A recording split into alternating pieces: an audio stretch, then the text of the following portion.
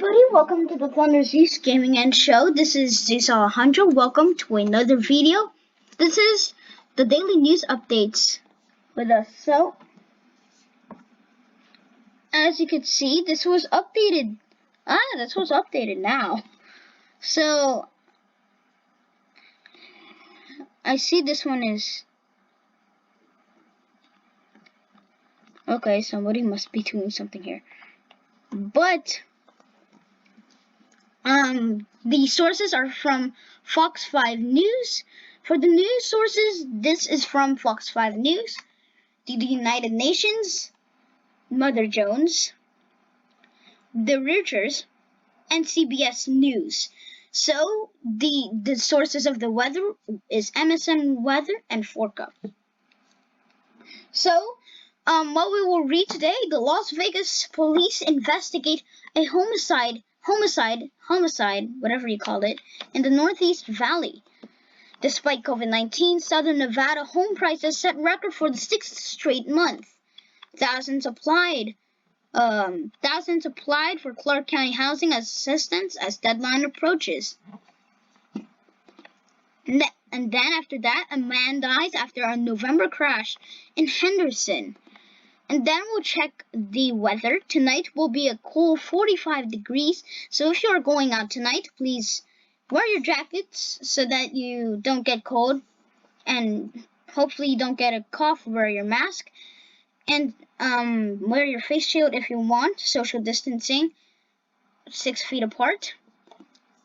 And in-person meetings resume for states parties to United Nations Convention on Law C, December 9th. The United States suffers its worst death toll yet. The United States adds China's SMIC and CNOOC to defense blacklist. The FDA releases details on Pfizer's vaccine's effectiveness against COVID-19. When we look at the COVID rates, the rates are getting very, very bad. Today we had 2 days ago we had 2,448 cases. 2 days ago. That would be on Saturday. That was our new confirmed daily confirmed cases. We started off with a half surge, and now we could be going into a wrong direction, meaning that we're going into we're just climbing a big mountain of COVID-19. Let's start. The Las Vegas police investigates a homicide in the Northeast Valley. This was updated today, 16 minutes ago, as of 5:04 p.m. So from Las Vegas Fox 5, Las Vegas police are investigating a homicide in the Northwest Valley Wednesday afternoon. The Las Vegas Metropolitan Police have responded to a report of a shooting in the 4900 block of Ronin Drive near Stewart Avenue and North Nellis Boulevard. Arriving officers found one person with gunshot wounds. The person was pronounced deceased on site. The department announced that it will hold a press conference to brief media on the details of the investigation. This is a developing story. Check back for more updates. Head on to Fox5News.com for more information. Actually, you can actually read this if you want, but despite COVID-19, Southern Nevada home prices set record for the 6th straight month. This was updated 10 hours ago. Las Vegas Fox 5. Despite the ongoing COVID-19 pandemic, the Southern Nevada real estate continues to stay strong, with record prices and shrinking home supply. Las Vegas Realtors released a report Tuesday detailing the current market for existing homes in Southern Nevada. LVR reported that the median price of existing single-family homes in November was $345,000, up 12.4% from November 2019 last year, and breaking the previous record set last month. The prices for condos and townhomes were sold for a median price of $199,700 in November, up 14.1% from November 2019, LVR said.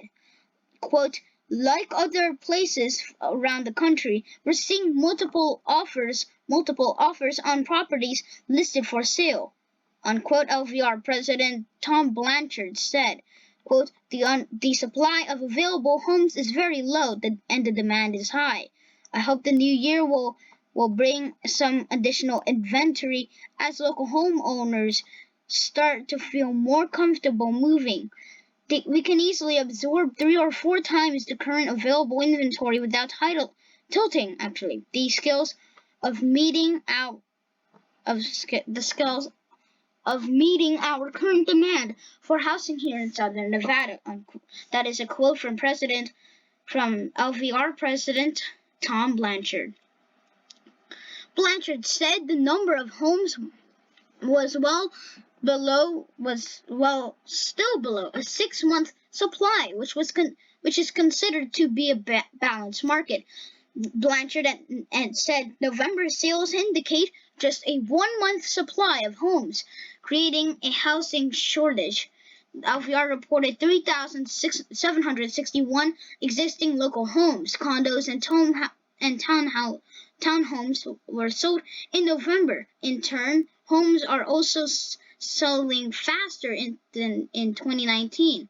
LVR said in November, 84.7% of existing homes and 77.6% existing condos and townhomes were sold within 60 days in Southern Nevada. In 2019, those figures were 73.3% and 74.8%, respectively. Blanchard said tight supply and low mortgage interest rates are contributing to record home prices and more sales, reflecting national trends. We will be back in 1 minute, so we will be back.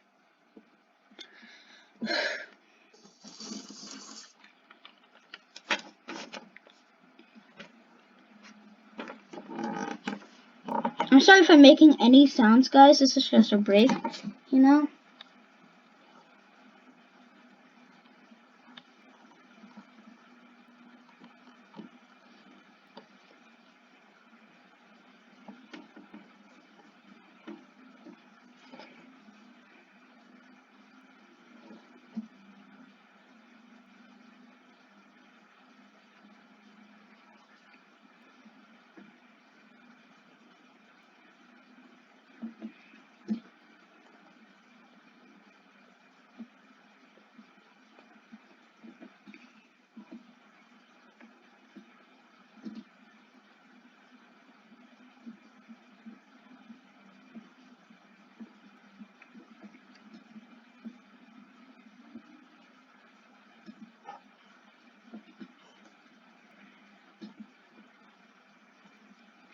Alright, I didn't pay attention to the actual video, but my god, that time is so fast. But now, we are now going to read this. Thousands applied for Clark County housing assistance as deadline approaches. I don't know what that is, but okay. From Las Vegas, Fox 5, as of Monday, Clark County's housing assistance program received 18,745 applications for rent, mortgage, and utilities assistance. Of those, the Clark County Social Services Department has received 12,791 since October 1st, when it began processing applications for the CARES Housing Assistance Program, funding by federal coronavirus aid relief and Economic Security CARES Act funds.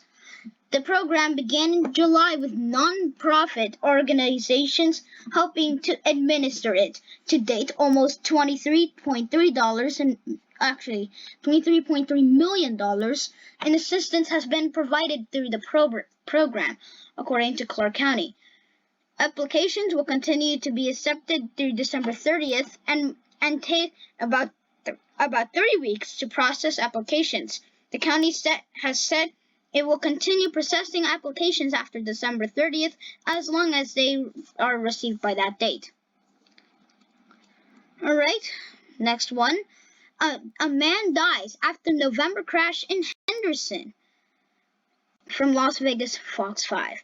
A man died after a single vehicle crash in Henderson in November. Henderson police said the crash happened just before 7:30 p.m. November 19 in the 300 block of West Warm Springs Road. Police said a black 2000 Toyota Celica was traveling eastbound on Warm Springs just west of Boulder Highway when the driver lost control of the vehicle, traveling over a median and crashing into a wall. The driver was taken to the hospital for treatment.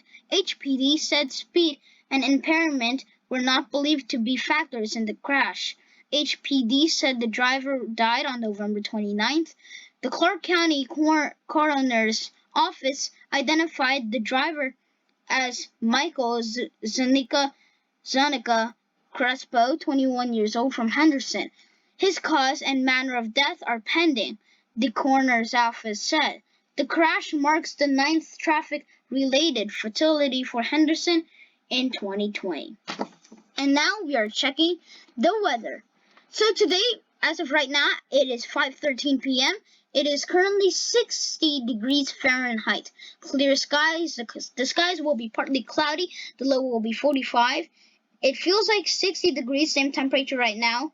The wind right now is 2 miles per hour, going southeast. The visibility is 9.9 to 10 miles.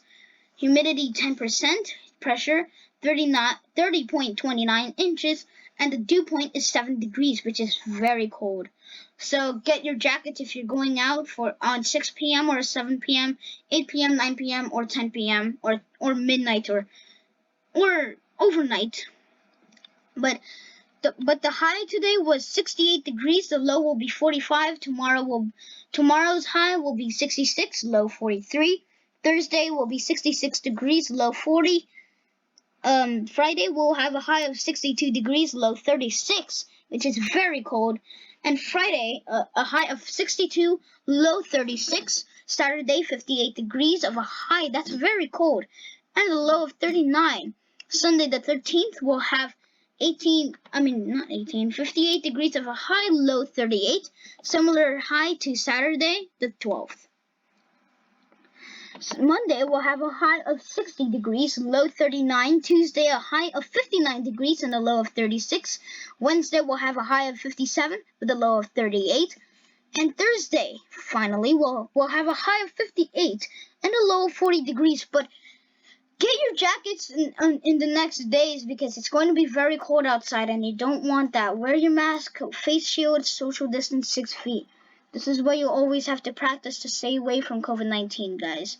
If we look at the radar right now, as you can see, there is no rain coming into our area. So if we start this, so from now until like 5:50, 6 o'clock, we have 6:20. But and then it goes on. Now we're at 6:50, I believe, and then we're at like 7 o'clock right now. So yeah, that's what it is. I'm not trying to say it is what it is, guys. No, I'm not saying that. So around the United States, it seems like, okay, geez, I'm always getting, all right. So as you can see, no rain, okay, no rain has been spotted in United States. Wow. So that means we must be dry. So, any alerts here? Well, we do. Now we have a freeze warning actually. Frost advisory in Florida, a freeze warning. Actually, there's frost advisories all over Florida and even parts of Georgia. We have freeze warnings for East Georgia and northeastern Florida. We have a flood warning in this part of, what is this? Okay. We're on South Carolina and Georgia. That's where the borderline of a flood warning here in eastern South Carolina. We have a flood warning in northeastern South Carolina. We have a flood warning in near central Virginia, and another one on eastern Virginia. And over here is what we're having some trouble and what we're paying attention at in California. So over here we have a fire weather warning all over the place. You can see, and there's a high surf advisories, a high surf advisory near Santa Barbara, Goleta, Isla Vista, and along with the Pacific Coast Highway. We have a high surf warning, and we have a high surf warning in the coast in coastal California, and it goes on. It even extends until eastern Oregon. We have an air stagnation advisory in eastern Oregon, central Idaho, along with extended with the state line, the western state line of Wyoming.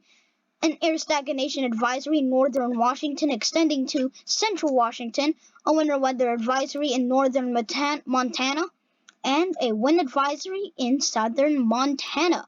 We do not have any hurricanes right now, but let's skip that into earthquakes. So you can see there's not that much earthquakes, but we do have a lot here in the United States. We have one that is near Sandy Valley, Nevada. That's a 1.5 earthquake, guys. If a 1.5 strikes your house below you, you don't even worry about it. Just like, it's not even shaking that much, bruh.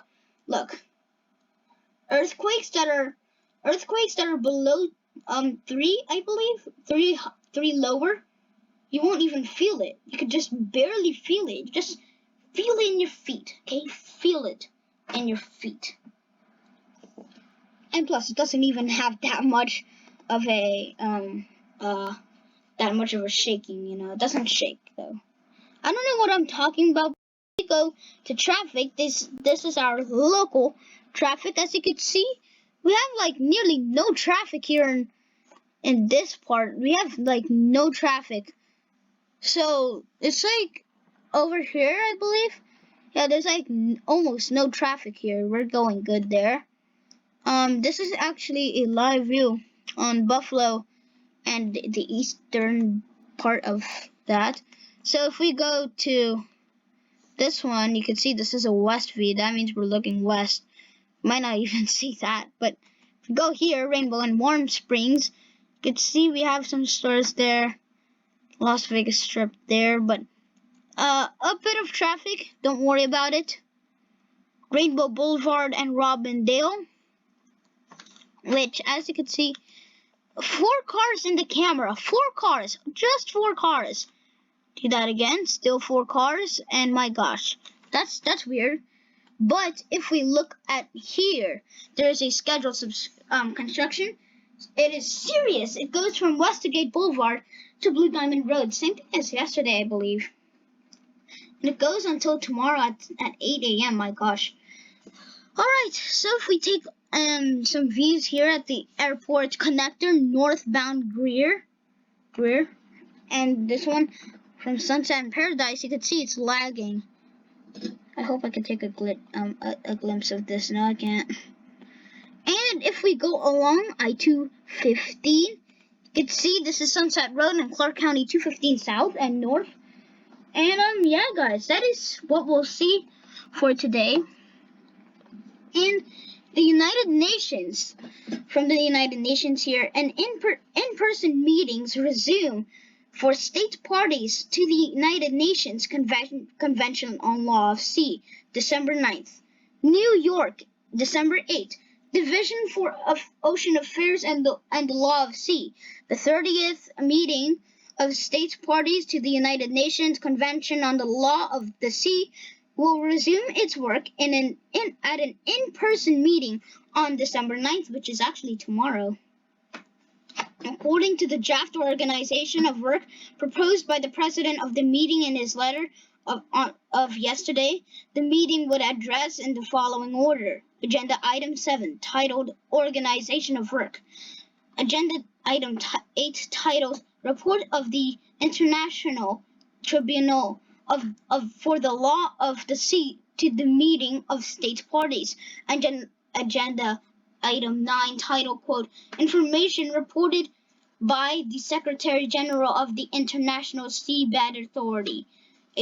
Agenda Item 10, titled, quote, Commission on the Limits of the Continental Shelf. Agenda 11, titled Consideration of Administrative and Budgetary Matters of the International Tribunal for the Law of Sea. Agenda Item 12, titled Report of the Credentials Committee. Agenda Item 15, titled Other Matters. And Agenda Item 14, titled Report of the Secretary General under Article 319 for the information of states parties on issues of a general nature relevant to states parties which have arisen with respect to the United Nations Convention on the Law of the Sea. It is recalled that in light of the situation related to the COVID-19 pandemic, the 30th meeting of states parties to the convention, originally scheduled to be held at United Nations headquarters from June 15 to 19, was postponed and then proceeded in an incremental way. It was declared open on July 6th in virtual manner and proceeded with adopting certain decisions by the silence procedure, including the election of Burhan Ghafoor, permanent representative of the Republic of Singapore to the United Nations as president of the 30th meeting.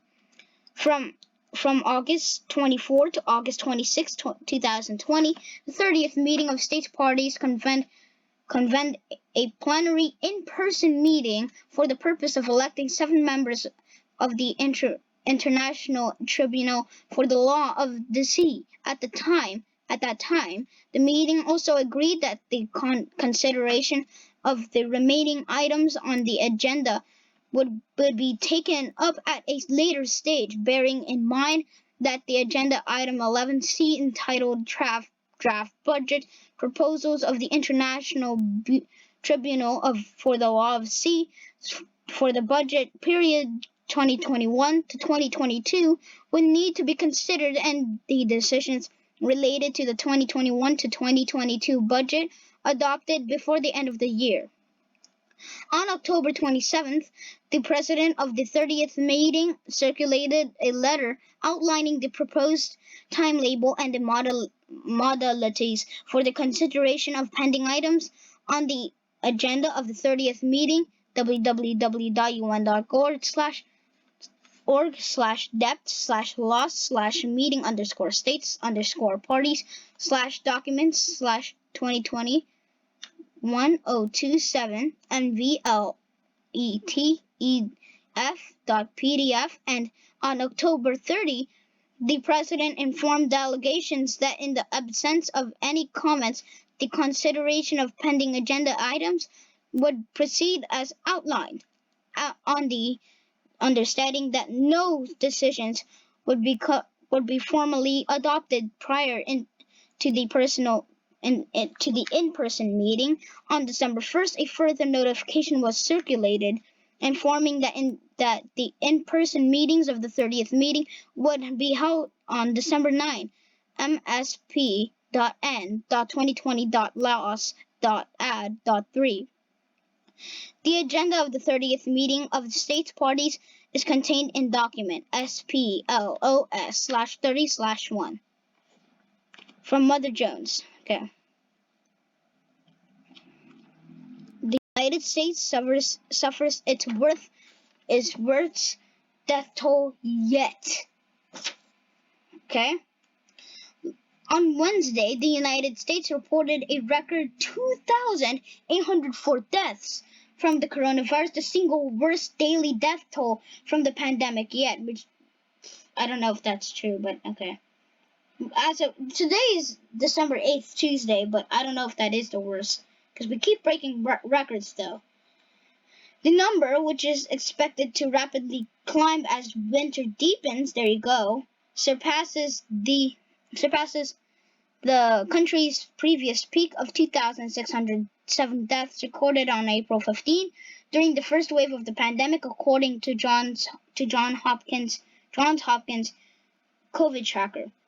It is a devastating milestone. As CNN cable news network noted, the U.S. is losing more people each day than other countries, including Japan, have lost throughout the entire pandemic. The single day death toll easily exceeds the number of people killed in the Pearl Harbor assault and is poised to soon surpass the nation's death toll from the attacks of September 2001. Wait, is that September 11? The I is like the 11 thing is like the I, but okay. Don't judge it, guys. Oh my god. Okay. That's a lot of words to read. At least I'm reading, but okay. Hospitalizations and infection rates across the U.S. are also continuing to break records. The time for debating whether or not masks work or is not over. We clearly have scientific evidence. Robert Redfield, the director of CDC, of the Centers for Disease Control and Prevention, CDC, said on Wednesday, warning that the winter season will see the, quote, most difficult time in the public history of this nation. But even as the country approaches this unimaginably difficult winter, promising news on the vaccine front continues apace. This week, the United Kingdom became the first country to authorize a COVID-19 vaccine. The U.S. is likely to follow in the days ahead. Former Presidents Barack Obama, George W. Bush, and Bill Clinton have said that they are all willing to take the vaccine on television in order to boost public confidence in its safety. Meanwhile, the country's lame duck president, that's funny, yesterday posted a bizarre 40-minute long video packed with dangerous, entirely false claims of election fraud that barely made mention of the pandemic or its death toll. Other Trump administration officials are busy making plans to pack 900 guests into the White House for indoor Christmas parties. What? Alright, so the next up, the United States adds China's SMIC to CNOOC to defense blacklist. Washington Reuters. The Trump administration on Thursday added China's top chipmaker, SMIC, and oil giant CNOOC to a blacklist of alleged Chinese military companies, drawing condemnation from Beijing as President-elect Joe Biden prepares to take office. The Department of Defense designated a total of 4 additional companies as owned or controlled by the Chinese military, including China Construction Technology Corporation Ltd. And China International Engineering Consulting Corporation.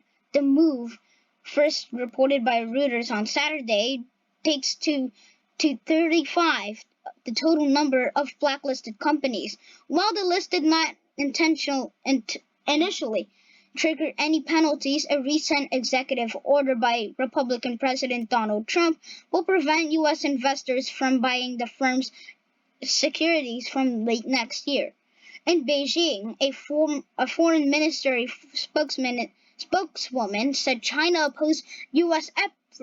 efforts to suppress its companies, adding that Washington's moves run counter to principles of market competition. The U.S. should stop abusing national power and national security concepts to suppress foreign companies who are okay. Chunying told a regular news briefing on Friday. In a stock market statement, SMIC said it strongly opposed the decision, which reflected a fundamental misunderstanding by the U.S. administration of the end uses of its business and technology. The company also said there was no major impact from its addition to the list. Its Hong Kong shares closed Friday down 5.4% after having resumed trading in the afternoon following a suspension. CNOOC, formerly known as China National Offshore Oil Corporation, I think it's just Corp, so okay, said it was shocked and regretful at being added to the list. The move was based on false and inaccurate information. It said in a statement on its website. In exchange filing, the state-owned company's listed arm, CNOOC Ltd, said it was assessing the impact of the situation on the group and would closely monitor developments. Shares of the CNOOC Ltd had fallen nearly 14% after Sunday's report and tumbled 3.9% on Friday's market close. SMIC, which relies heavily on equipment from US suppliers, was already in Washington's crosshairs. In September, the U.S. Commerce Department informed some firms they needed to obtain a license before supplying goods and services to SMIC after concluding there was an unacceptable risk that equipment supplied to it could be used for military purposes. The expanded blacklist is seen as part of a bid to cement Trump's tough on China legacy and to box Biden, the Democratic president-elect who takes office on January 20th, into hardline positions on Beijing amid bipartisan and anti-China sentiment in Congress. The measure is also a part of a broader effort by Washington to target what it sees as Beijing's efforts to enlist corporations to harness emerging civilian technologies for new military purposes. The list of communist Chinese military companies was mandated by a 1999 law requiring the Pentagon to compile a catalog of companies owned or controlled by People's Liberation Army, but the DoD only complied it in 2020 this year. Giants like Hikvision, China Telecom, and China Mobile were added this year. In November, the White House published an executive order, first reported by the Reuters, that sought to give teeth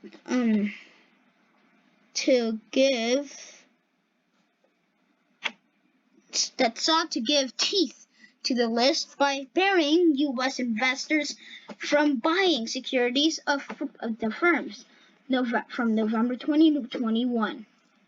The top U.S. asset managers, Vanguard Group and BlackRock Incorporation, each own about 1% of shares of CNOOC's listed unit. CNOOC Ltd and together own roughly 4% of outstanding shares of SMIC, disclosures show. The Congress and Trump administration have sought increasingly to curb the U.S. market access of Chinese companies that do not comply with rules faced by American rivals, even if that means antagonizing Wall Street. On Wednesday, the U.S. House of Representatives passed a law to kick Chinese companies off U.S. stock exchanges if they do not fully comply with the country's auditing rules, giving Trump one more tool to threaten Beijing with before leaving office. So that is it there. And then we have like a few minutes to go and we'll end the video. But right now, okay, wow, this is a bunch of scrolling we'll do. Let's see how long it is. Oh, wow, this... Give me a second. Okay, gotta hold something here. How many minutes does it take to read? Okay, whatever. But, okay, so the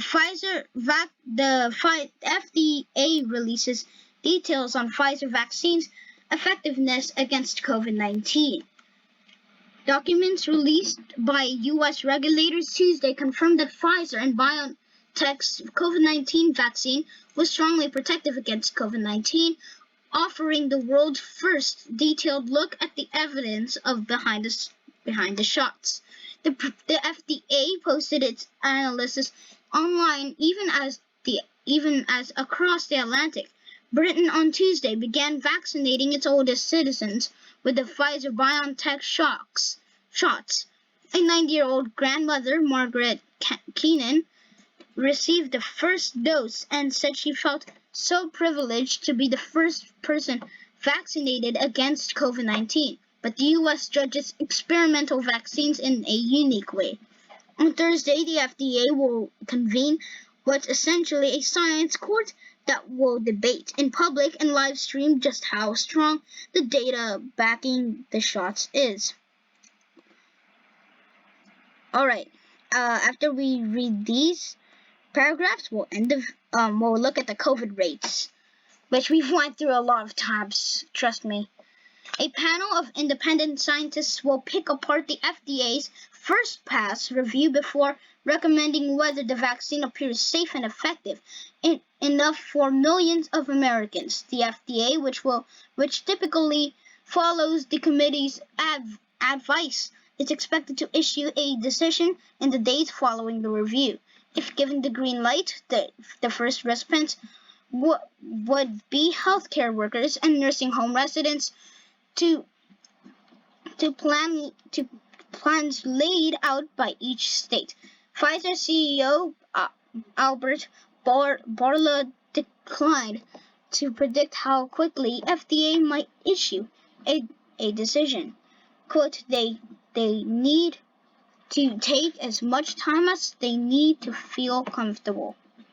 It's very important for the trust of the vaccine from the people, he said at a news conference in Geneva. So guys, we're going to end here. Wow, this is a lot. We have to scroll down through a lot. We might go through until part 5 will be finished here. So like this was from today, so probably by December 11th. That's long. But if you are new to the channel, guys, please like and subscribe. Actually, we're not ending there yet, although we're like 39 minutes in the video. Wow. But if we look at Nevada, you could see it is going very bad right now. You could see if we look at the rates, you see the spring surge kind of, the summer surge of kind of, and now we are climbing up a big mountain right now, big mountain. Now the highest number with cases, I believe, was, let me compare this, 59 and so So this one is 159, and this one was 194. So we had 3,194 new confirmed cases. That's the highest. And you know, we had a half surge. And if we look between, look, California is the worst in cases. You can see from day 0, okay, from day 0. Give me a second. Oh my god. So starting from there, you could see we already had cases. If we keep going, Ohio became 1,000 cases. California went first here. And then we started breaking apart. Nevada is doing better than these states, you know? And look at it. California is going in a roller coaster right now. It passes 1 million cases. And this is what it looks like right now. It's worse. But if we scroll up here and we go to all of these, oh wait, I think United States, you could see we got the summer surge, and now we're going as the, you know, the summer surge, you know. But we had 215,000 confirmed cases on the 4th of December, which is the worst. But yeah guys, that's where we're going to end the video. So if you're new to the channel, imagine there was Google Camera. Oh, there is Google Camera. Okay, flip, that sucks. Alright guys, so if you are new to the channel, please like and subscribe. So yeah guys, thanks for watching. Bye. If you are new to the channel, please like and subscribe. Subscribe today, never miss any future uploads. Thanks for watching. Bye. And let's get 4 likes. I'll be the 4th liker. I promise. Then we'll make the video. Then we'll make another part. Bye.